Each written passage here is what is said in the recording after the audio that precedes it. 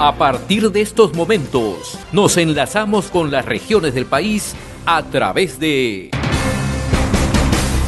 Conexión Perú. Te informamos y te acercamos al Perú. Estamos nosotros en contacto a esta hora con el doctor Andy Carrión, abogado procesalista penal. Doctor Carrión, muy buenas tardes, gracias por su atención. Muy buenas tardes, Lizardo. Bien, doctor, queríamos nosotros tener su apreciación respecto a esta determinación que ha dado el Poder Judicial de dictar 18 meses de prisión preventiva contra Pedro Castillo en esta investigación que se le viene realizando. Algunos decían que de repente se podía acortar este lapso que se le ha dado de prisión. ¿Se podía dar menos meses, doctor? ¿Cabía la posibilidad? En efecto, Lizardo, cabe la posibilidad, al menos dentro del marco funcionarial del juez supremo, también reducir el máximo postulado por la Fiscalía de 18 meses, por ejemplo, a la mitad, 9 meses, o incluso, ¿no?, imponer comparecencia con restricciones o detención domiciliaria, si es que así lo ve conveniente. Pero también debemos de recordar que ya el juez supremo de investigación preparatoria ha decidido que el expresidente Castillo afronte la investigación preparatoria en prisión por el plazo de 18 meses. Esto ha sido apelado, ha sido impugnado por la defensa pública para que el caso sea revisado en una segunda instancia. Y ahora ya estaría en cancha de la Sala Suprema Permanente que preside el juez César San Martín a efectos de evaluar si ha sido correcta la decisión tomada por el juez de primera instancia o si más bien aquí amerita una reevaluación que podría ser del plazo, acortarlo por ejemplo, o si más bien podría ameritar una medida menos gravosa, menos lesiva, como por ejemplo una detención domiciliaria o hasta incluso una comparecencia con restricciones. ¿Y hay un plazo para que se dé respuesta a este pedido, doctor? Bueno, por ahora está siguiendo su curso normal, porque ya como todos sabemos el día de ayer, bueno, recién el día de ayer ha sido leída, oralizada esta decisión por parte del juez supremo, así es que ellos tienen un plazo determinado para poder impugnar formalmente, de manera escrita, esta resolución. Y al tratarse de una persona que se encuentra ahora mismo en prisión, podría el trámite durar un aproximado quizás de 2 a 3 semanas hasta que sea esto ya ventilado ante una instancia superior. Ahora, doctor Carrión, se tiene que trasladar al señor Pedro Castillo a un penal. Se está evaluando eso, se dice que sería incluso en el mismo penal Barbadillo. ¿Esto también, este procedimiento tiene un plazo limitado? ¿Se da la brevedad posible por esta situación de convulsión que vive nuestro país? Eso ya está en manos de la administración de los penales en el Perú, que es la institución del INPE, ¿verdad? Pero que el INPE, siendo una institución autónoma, depende de todas maneras del Ministerio de Justicia y Derechos Humanos. Son ellos que, atendiendo a criterios, por ejemplo, de la peligrosidad del reo, como acabas de mencionar también, Lizardo, la convulsión que existe, etcétera, son ellos quienes toman la medida y la decisión de dónde va a esperar, al menos por ahora, que la investigación siga su curso durante el plazo de 18 meses. Así es que no está ya en manos del Poder Judicial, sino más bien en rigor en manos del Poder Ejecutivo y específicamente en manos del INPE. Y ahora, la otra situación también que tiene el doctor Aníbal Torres, que se le ha dado las restricciones, en este caso comparecencia con restricciones, para que entiendan nuestros oyentes, por favor, esto puede ser, es diferente a lo que sería una prisión domiciliaria, doctor. Sí, no es una detención domiciliaria, sino la medida que se ha impuesto al expresidente del Consejo de Ministros, Aníbal Torres, es una medida de comparecencia con restricciones. Ello quiere decir de que en principio el ex primer ministro va a afrontar esta investigación en libertad, va a haber libertad de movimiento por parte del exministro, pero que va a responder también a ciertas restricciones, ¿no? Como por ejemplo el informar periódicamente al juzgado y a la fiscalía de sus actividades, no ausentarse del lugar de residencia, firmar mensualmente el libro de registros en el Poder Judicial y pagar incluso una caución de 20.000 soles. Todo ello ha sido evaluado por el juez y él ha razonado de que esta medida sería idónea, atendiendo incluso al estado de salud y a la edad que tiene Aníbal Torres, el expresidente del Consejo de Ministros. Bueno, algunos se sorprenden,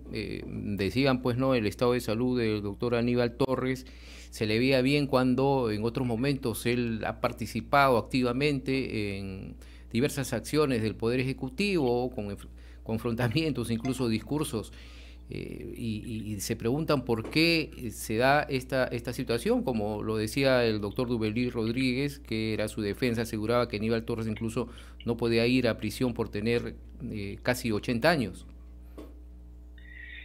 Claro que sí, yo creo que eso han apreciado todos los que de alguna manera observaron la audiencia, en el entendido de que las conductas o actividades que él ha desplegado en el ejercicio propio de del puesto ministerial, primero como ministro de Justicia y después como primer ministro, no se condecirían con las medidas que ahora, digamos, desplegó en cuanto a su defensa el abogado del ex primer ministro, ¿no? Señalando de que su edad y digamos las dificultades que tenía con su salud harían presagiar de que más bien sería muy lesivo el hecho de que le afronte esta investigación en prisión. Pero no necesariamente esa vitalidad o fuerza que él ha demostrado durante el ejercicio de sus actividades se condice con lo que nosotros recién ahora nos estamos enterando, ¿no? Porque recién ahora, a partir de la audiencia, es que nos enteramos de las dolencias y enfermedades que ya viene arrastrando, ¿no? Bien, doctor Carrión, ahora para precisar también en cuanto a esta situación del doctor Aníbal Torres respecto a esta comparecencia con restricción, porque él en su Twitter publicó que él pasaba a la clandestinidad. ¿Cuál sería el proceso ahora? Se tiene que conocer su paradero, indudablemente, ¿no?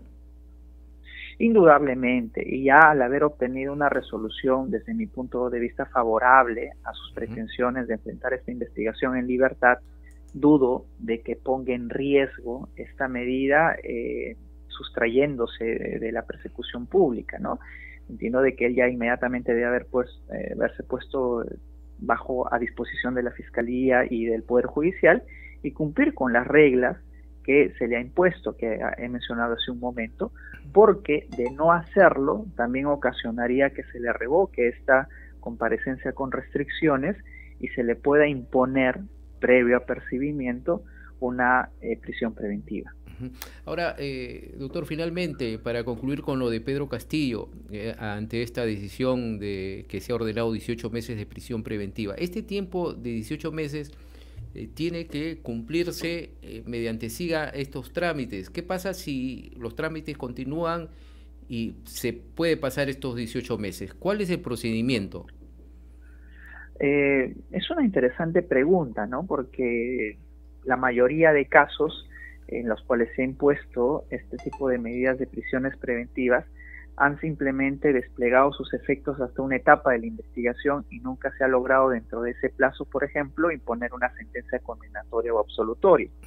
Y me parece razonable sostener en base a ello de que también quizás los 18 meses sean insuficientes de cara a culminar todo el proceso de investigación que culmine en la sentencia final que vaya a emitir el juez. Si es que eso sucede, existe también la posibilidad de que la Fiscalía alegue y presente un requerimiento de prolongación de la prisión preventiva o de la comparecencia con restricciones, porque esto sería valedero para ambos, ¿no? Tanto para Aníbal Torres como para el expresidente Castillo, porque a Castillo son 18 meses de prisión preventiva y a Aníbal Torres también los 18 meses de comparecencia con restricciones. Y si es que no se agota el procedimiento durante ese plazo, la Fiscalía tiene la posibilidad de solicitar la prolongación de la medida o incluso la revocatoria, ¿no? Porque depende también si ya en un plazo menor se logra una sentencia condenatoria o absolutoria, más aún cuando los delitos que vienen siendo investigados son delitos que se cometieron en flagrancia. Ahora, y en este proceso de estos 18 meses ya cambia la situación a lo que estaba anteriormente, antes que se termine esto del señor Pedro Castillo, porque él podía recibir visitas, tenía incluso una comunicación mediante un celular, puede sus comunicaciones mediante la cuenta de las redes sociales. Ya es otra la situación ahora de Pedro Castillo, doctor. Sí, ya es otra la situación del expresidente Castillo, y como bien lo has anotado, hemos visto pues que de él se podía aún comunicar, utilizar un celular, o incluso, ¿no?, que el día de hoy está haciendo uso de su red social en Twitter, pero que el hecho de que él esté enfrentando una prisión preventiva tampoco significa que se anulen todos sus derechos, ¿no? O sea, él tiene derechos que no son conculcados, ¿no? Por ejemplo, la libertad de expresión, entre otros, porque lo único que en rigor se le restringe es la libertad de movimiento, quedando expeditos sus demás derechos. ¿De qué manera se puede expresar? Por ejemplo, él puede seguir con un aparato celular, puede seguir publicando su cuenta en Twitter, Facebook. No necesariamente el celular, ¿no? Esto ya son reglas internas que tiene el INPE de cara a manejar la situación de los internos, pero si es que alguna tercera persona puede expresarse a través de su red social, no hay ningún inconveniente, ¿no? De hecho, lo hacen de manera permanente otros famosos personajes que se encuentran con prisión, el mismo Alberto Fujimori, entre otros, ¿no? Bien, muchas gracias, doctor Andy Carrión. Usted, como siempre, bien puntual en sus apreciaciones. Muchas gracias, por eso agradecemos su presencia aquí en RCR. Muchas gracias. Tardes. Un abrazo. Hemos presentado Conexión Perú. Mañana retornamos para seguir informando y acercándote al Perú a través de Conexión Perú.